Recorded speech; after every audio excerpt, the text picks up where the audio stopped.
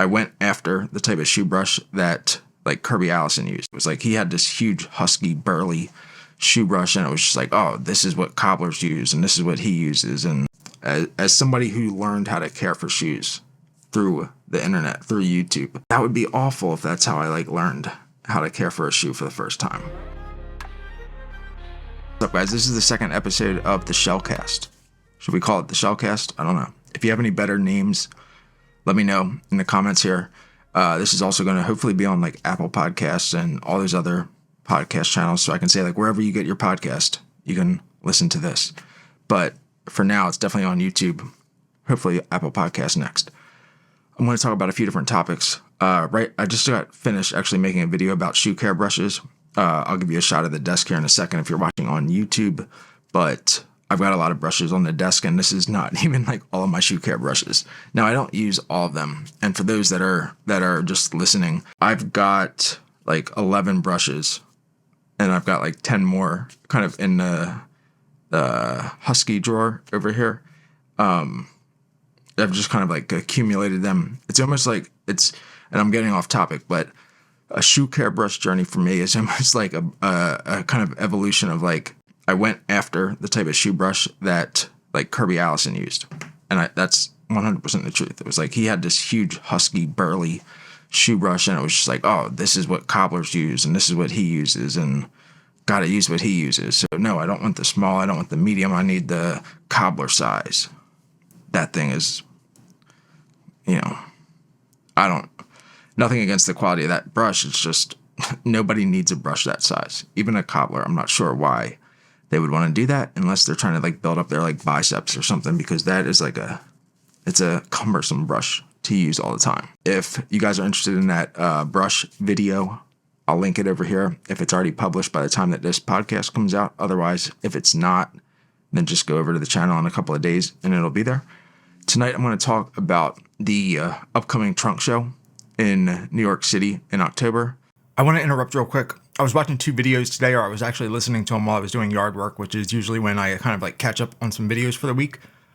And both of these videos are something that I want to weigh in on. The first is from Ashwin or Welted Wear. It was his introduction to this new boot from Crew Nonpareil from Kenwin Small, and the amount of passion that he had about like every design element of the boot just like reinvigorated that fire in me, because you could really tell like this wasn't just like another boot for him. This was a boot that he truly cared about and truly appreciated like the end result of it, and it just meant a lot to him. And hearing that enjoyment, that excitement, and the passion meant a lot to me as well, and just highly suggest you checking it out.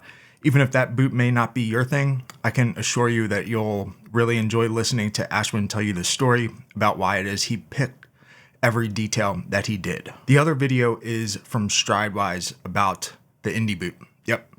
This topic has kind of like researched itself again. So I'm not going to kind of belabor the point or kind of beat a dead horse here. This was like a very favorable video to Alden, and that's perfectly fine. There's nothing wrong with Alden. I actually got a pair of Alden boots recently and absolutely love them. Well, it's not recently anymore. It was like about like 7 months ago, but I love them.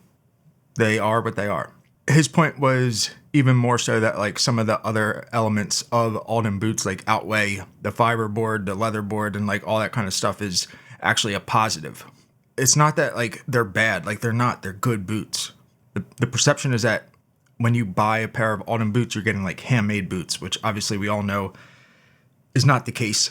But the other perception is like that, it's like the cream of the crop when it comes to quality. The materials, it's Horween shell cordovan, it's Horween leather, it's all this kind of stuff. And it's just like, you guys got to realize like it's not. It is Horween leather, but they're not using the best possible components, the best possible quality control, the best possible execution. Like all those things are not what Alden is delivering. Alden's delivering a symbol for a very well-made boot, and it is, but the components are not all they're made up to be. It's not so much that like the flack that Alden gets is because of what they do or who they are. It's more so just kind of giving everybody in the community like a reality check about the fact that like, you're paying for intangible details here. You're not paying for the all the costs that add up the same that you would if you're paying for like real leather in other boots when they're using, real leather heel stacks, full leather insoles, things like that.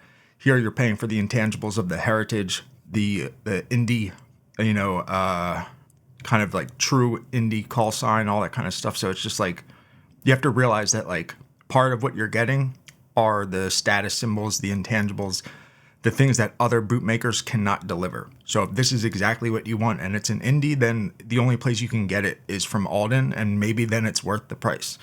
If you're trying to find the best possible boot and you want an apron style, like workwear-ish boot, Alden Indy probably isn't the best quality, the best execution option out there. There are probably better ones that may come in at a lower price.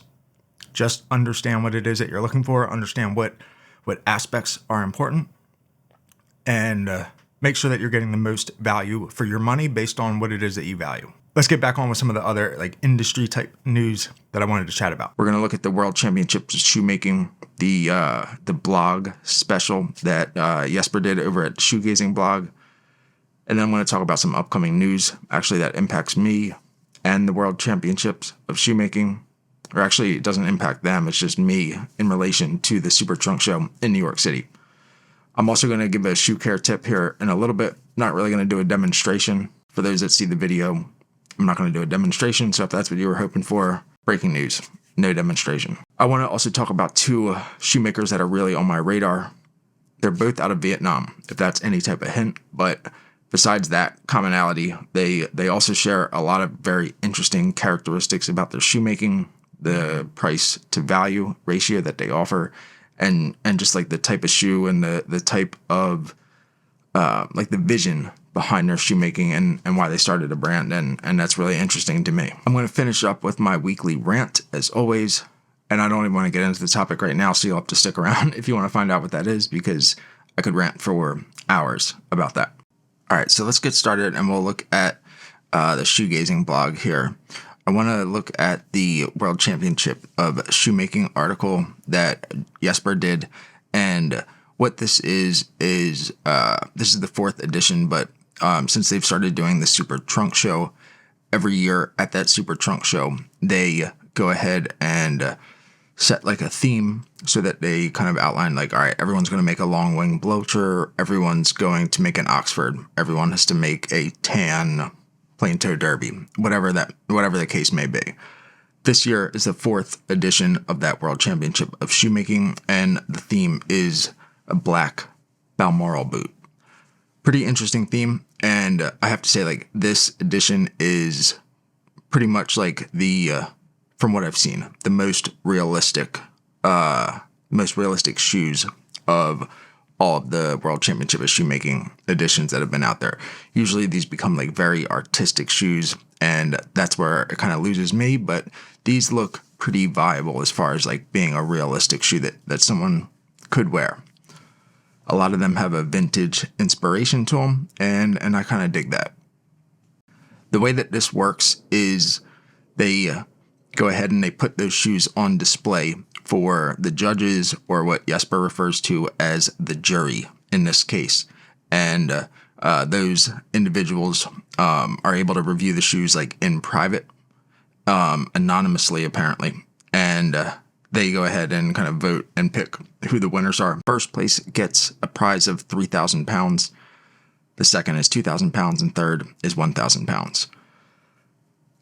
As we look at this, these shoes are going to be going on tour, and they'll be at the upcoming Super Trunk Show in New York.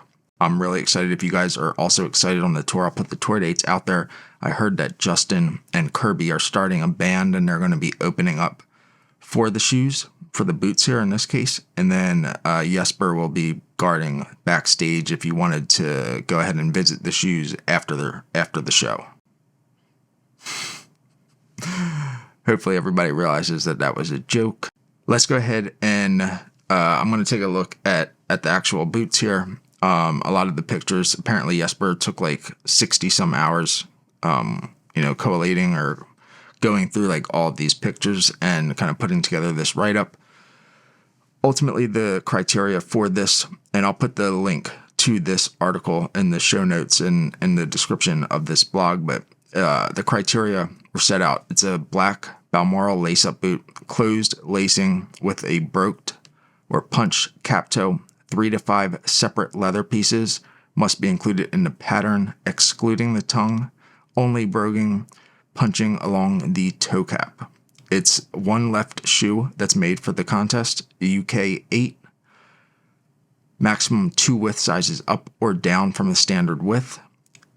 They have to use smooth black box calf with an anilide dye finish on the upper, a leather outsole, hand welded, hand stitched outsoles, black soles with black heel edges, natural color bottom, decorations with, for example, wheels or nails are okay, but no dyed bottom finishing. The finished insole of the shoe with sock lining, and there's no branding to be on the shoe. Errors in respect to any of those specifications, like deduct 5% from the total points, 10% deduction of total points on larger errors. If the shoe would not follow the specifications at all, it's disqualified. Criteria that this was judged on is the degree of difficulty. The jury looks at how complicated the construction methods are, how advanced the build and the details are, what the execution is like. The jury looks at how well various parts of the boot are constructed, how neat and refined or clean the work is, how well the finishing and overall execution is, the design aesthetics. All of these have different point criteria, maximum additional points, or point reductions. Overall, the winner, these are all names that I cannot pronounce, but I'll just put the winners in the show description here as well. But some of the notable entries here that I can pronounce here. If we just go from the top 30, which I think is all of the shoemakers that are in here, Rab Bespoke. This is a bespoke shoemaker out of the Pacific Northwest. I know Ashwin, Welted Wear, or Andy as well from Pure Polish Products. They both have bespoke pairs from Rab Bespoke, so it's pretty cool to see his name out here. Yim Shoemaker, number 9. Acme Shoemakers, number 6. Victor Volpe, number 2. So a lot of like recognizable names, and glad to see that like all these folks are participating in a competition like that. And that's really what kind of gives a competition like this its credibility. If no one chooses to participate, it kind of, defeats some of the purpose and kind of takes away some of the credibility of it actually being the World Championship of Shoemaking. So that's always a positive. The winner of this, I honestly, Anathes Cephokal. I definitely butchered that. I apologize. But ultimately, it's a black Balmoral boot with the broke cap toe, hand welded. It's got a nice Balmoral double stitching that goes around to the heel cap. The Oxford lacing, like this is 1, 2, 3, 4, 5, 6, 7, 8, 9, 10, 11, 12. 12 eyelets, which gives it a very refined look. Not very practical, at least not for me. That's a lot of eyelets to have to deal with in a boot, but it gives it a very refined look. When you look at the shape of the lacing as well, it kind of starts very wide at the base, and then it slowly narrows all the way up to the top eyelet, which definitely gives it a nice, elegant feel and look. The bottom work is beautiful. This has a custom toe plate on the bottom of the outsole. This has also like engraving in the toe plate, which is very cool. Looking at the actual outsole, this like the outsole itself is like 3-dimensional with almost like an S shape built into the waist that transitions to a like a horseshoe heel, and the heel is hollow, so it's not like a solid like stacked heel. It's literally like the shape of a horseshoe, and it's got like Norwegian braiding on the inside of the horseshoe. Very, very cool, very artistic, and it's not surprising like why this won. Now, without going through all of the details in this article, I'm just gonna scroll through a few of some of the kind of like special call outs that I just made as far as like Acme and Yim Shoemaker, and just kind of see what their entries looked like. So let's go and check out where Acme was. Yep. So, all right. So Acme Shoemaker. So this is a kind of like a lower like ankle Balmoral boot. It's got a hand stitch, like a chain stitch for the Balmoral line, which is pretty unique. This is it's like an ankle boot. It's definitely not a high cut Balmoral boot like you would expect to see. This does have a natural bottom finish. It's got a heart shape on the heel, on the bottom work, and a very narrow, very like articulate waist. So it's just very sharp looking. Kind of got a rounder toe and a rounder, more like voluptuous shape when you look at it from the bottom, which I think kind of makes sense just based off of when you look at that shape from the upper. Now, let's go find Yim Shoemaker real quick before we move on to checking out who else entered into the contest. Let's see. Where is Yim? Where is Yim? Yim. There we go. So now this is like the exact opposite of Acme. Let's just see here. 1, 2, 3, 4, 5, 6, 7, 8, 9, 10, 11, 12, 13, 14, 15, 16, 17, 18, 19. 19 eyelets.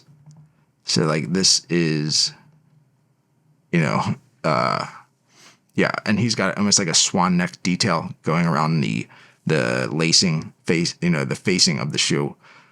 Stitch detail going up all the way to the top of the Balmoral boot. A very elegant, like almond round.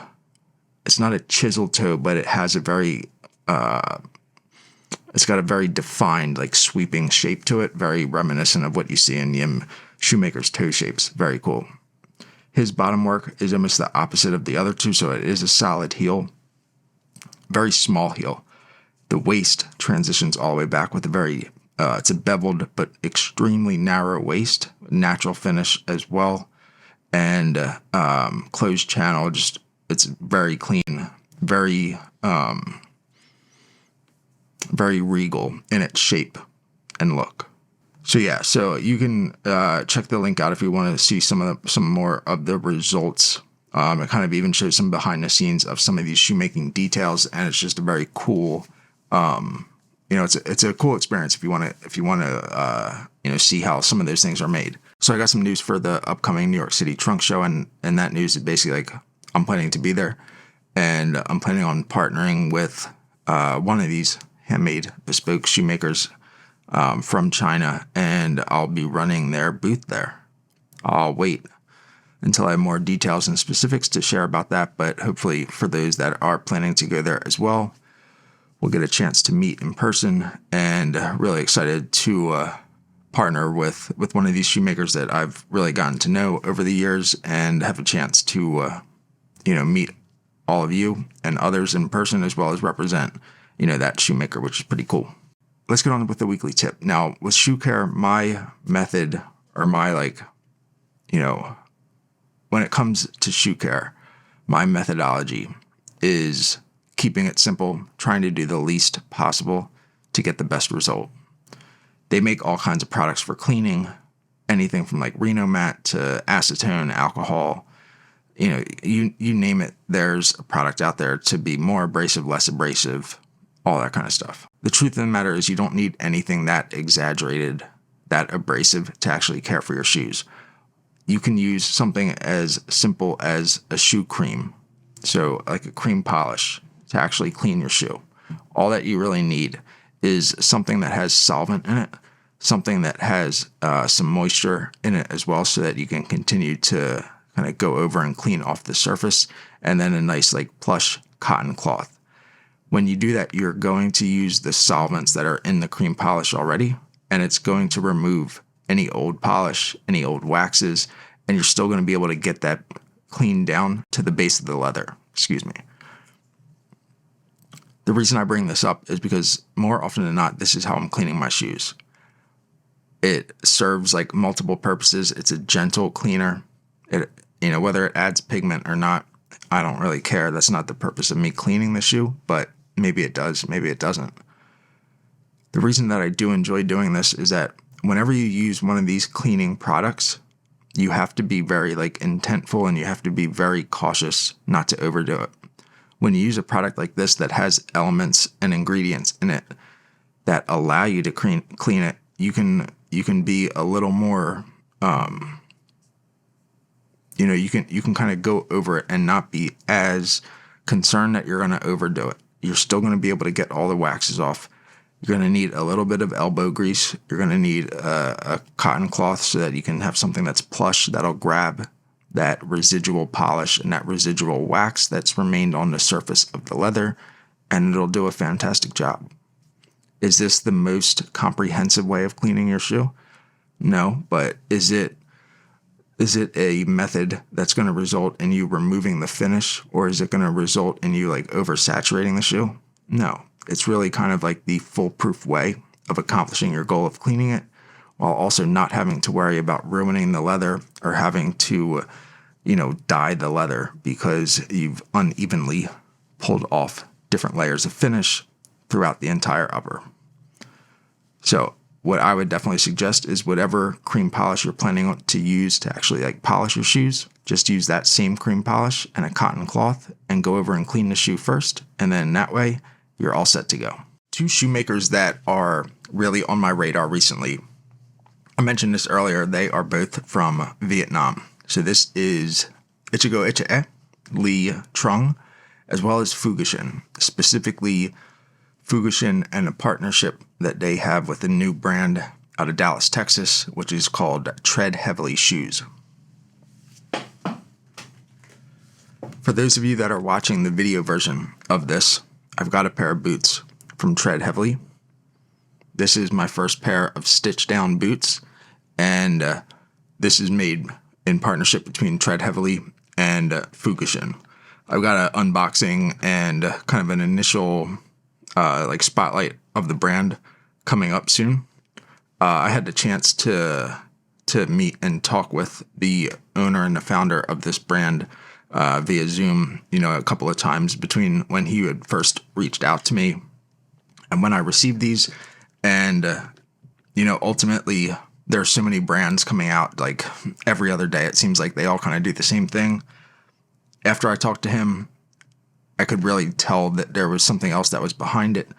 I could really get on board with the message, the vision of the brand, as well as that he was kind of bringing something different to the community or just to a market that doesn't exist already, which I really appreciate. So I was more than happy to kind of sign on board and, get this pair of shoes so that I could not only kind of review it and share some feedback with him, but share them with all of you. So definitely stay tuned for that video. Ichigo Ichae, Lee, what can I say? Like his ready-to-wear line, I believe I'm going to get a pair from him soon. And, he's just got so many patterns that are coming out. The shoes are like $500 or $600 if I'm not mistaken. And there are so many like very well balanced and executed patterns that are reminiscent of bespoke shoes at a ready-to-wear price and a ready-to-wear purchase experience, which is just fantastic. Now, while I say that like every single pattern and every single shoe that comes out from Lee is flawless, probably not, but he does enough things right and enough things consistently right that I would easily recommend him to anybody that's looking for a shoe with that aesthetic, that style, and at that level of ready to wear or made to order. So here comes the rant, and this is going to be on topic with the shoe care topic from earlier.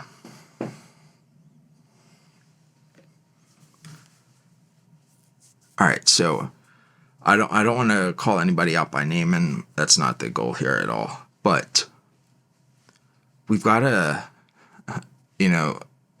kind of throw like the asterisks out there. Like when people are sharing their shoe care journey and shoe care methods publicly with others, there's a sense of responsibility that like, even though like you may not care about your own shoe, somebody else may not know any better and may follow what you're doing. So you got to be like responsible to an extent that like when you put something out in the public domain, people are going to listen to it and they may emulate it. And if they like ruin their own pair of shoe because they're following what you've done, it's unfortunate.